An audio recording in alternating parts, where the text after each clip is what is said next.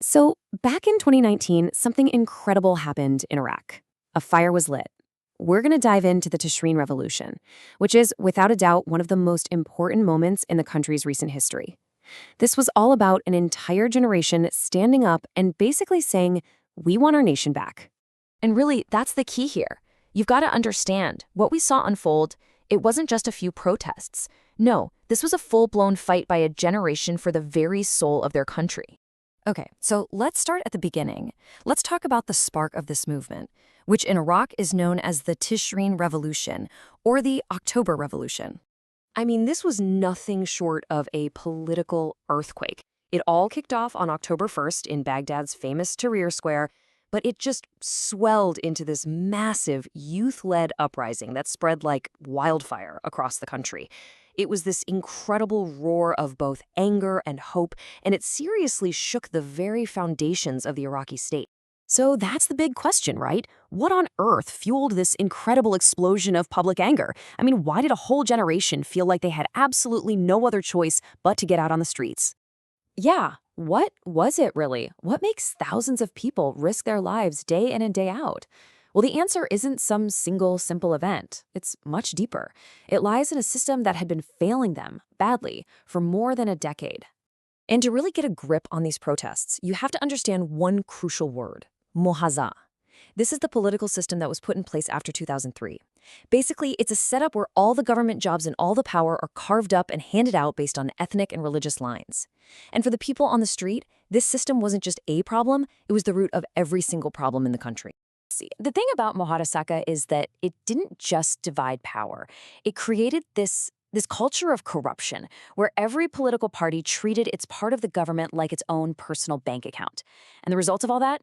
Well, you get mass unemployment, hospitals and roads that are literally falling apart, foreign countries pulling the strings behind the scenes, and maybe saddest of all, a slow-motion decay of what it even means to be Iraqi.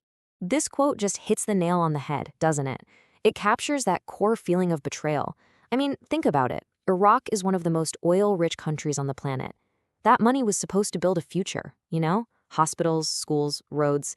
But instead, people just watched as it was stolen to line the pockets of a corrupt elite who didn't seem to care one bit about them. So what do you do when you're faced with a system that's so completely broken? Well, the people came together. They found a unified voice. So let's take a look at what actually happened when they poured into the streets and what exactly they were asking for. And the speed of all this was just stunning. It kicked off on October 1st, right? And the movement grew so big so fast that by the end of November, that's less than 2 months later, the prime minister had to resign. The pressure was just absolutely immense, relentless. And this is so important to get. These protesters, they weren't asking for a few small changes, a little reform here and there. No way. They were demanding the overthrow of the entire political regime. They wanted to tear down the Mohassas system, hold the corrupt accountable, and build a totally new, unified, secular Iraq. You see, this wasn't just a protest. This was a revolution. But here's the thing. When you demand a revolution, the people in power, they don't usually just hand over the keys. The government's response wasn't to talk. It was to unleash shocking, brutal violence. And when I say brutal, I mean it. Protesters were hit with force not just from the official security guys, but also from powerful Iran-backed militias. We're talking live ammunition, military-grade tear gas canisters fired like projectiles straight at people's heads, concussion grenades. Let's be clear, these were not tools for crowd control. These were weapons used on unarmed civilians. And that brings us to the horrifying human cost. Over 600 people killed, with thousands more injured. Just let that number sink in. It's an almost unimaginable price for young Iraqis to pay just for wanting a country they could actually be proud of. But even with all that violence, even in the face of death, the protesters, they didn't back down. The pressure they kept up was so intense that they actually achieved something that seemed totally impossible just weeks earlier. The Prime Minister, Adel Abdul Mahdi, was forced out. It was a huge victory, for sure, but it was a victory paid for in blood. Okay, so the Prime Minister fell. That's a win, right? But did the revolution actually succeed? And that question, that brings us to the really complicated and still unfolding legacy of the Tishreen movement. This really lays it all out, that gap between what people hoped for and what they got. On one side, you have these huge revolutionary demands for a brand new country. And on the other side, the government's response. Yeah, they got a new prime minister, a new electoral law. Those were concessions. But look at what's missing. Where's the real systemic reform? Where's the end to corruption? And where's the accountability for all that violence?